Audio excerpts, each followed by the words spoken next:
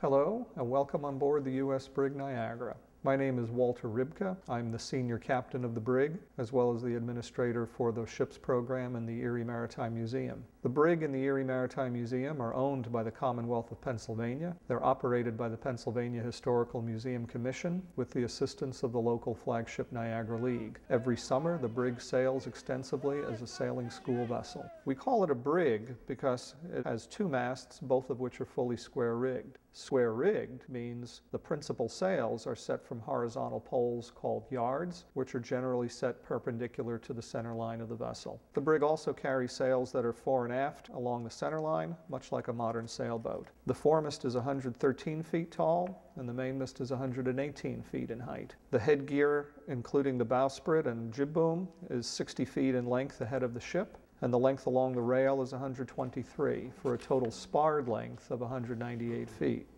Gun ports, sweep ports, standing and running rigging. You are looking at a starboard side view of the Niagara. There are 10 large gun ports and 9 smaller sweep or oar ports. The black line or rope are called standing rigging. The standing rigging supports the mast and headgear and helps to bear the strain of carrying the sails. The lines are typically painted with tar, which makes them appear black and protects them from the weather. The tan or light brown lines are called running rigging, which control the sails. For example, to move the yards, one line needs to be pulled by the crew while the other line needs to be eased off. There are nearly 200 running rigging lines attached to the bulwarks or other rails by belaying pins. A few basic nautical terms before we go on board. We will board the brig by the forward brow.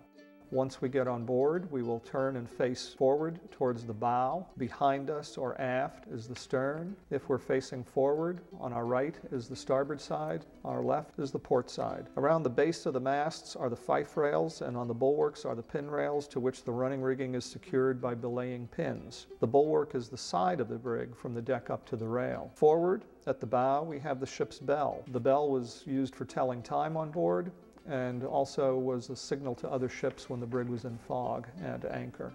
The anchors are located on each side of the bulwark.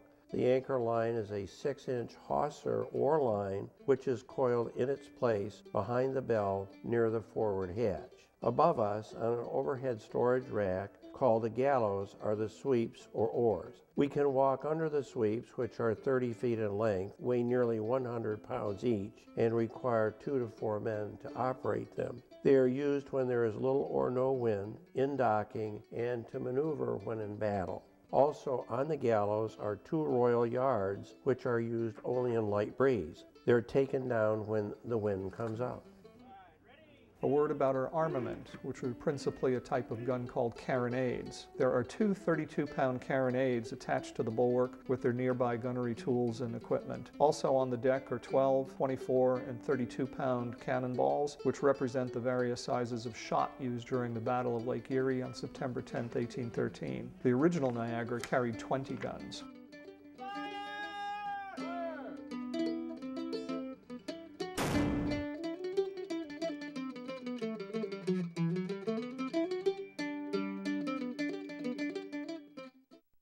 There are 3 skylights aft over the officers' quarters and captain's cabin. Next, we come to the capstan. This is a vertical winch that provides a mechanical power to raise the anchors and upper mast sections and yards. In other words, it does the heavy lifting or pulling with the help of the crew. The helm and the bridge. The helm is the name given to whatever the steering mechanism is for a ship, and on Niagara it consists of a tiller. 1 or more of the crew are positioned at the tiller, which is a long piece of wood inserted into the rudder stock. The helmsperson receives orders from the officer on the bridge, observes the compass and sails, and moves the tiller to maintain or change the direction of travel. The bridge is the elevated deck all the way at the very end of the stern and extends from the starboard to the port side. The conning officer on the bridge has an unrestricted view of the brig as well as surrounding water. The helmspeople cannot see beyond the compass, but they can also have an unrestricted view of the sails. Before we go below, be aware the height is less than 5 feet You can see the sea bags or lake bags hanging from the pegs. Everything a crew member brings on board must be in that bag. Looking down, the berth deck has many hatches. When opened, they allow access to the bilge. The iron wood-burning cook stove cooks all the meals for the crew. 3 rooms around the galley are living quarters for some of the crew. 3 rooms are toilet facilities, and additional rooms are for carpenter's supplies. The question often arises as to why the extremely low height of the berth deck.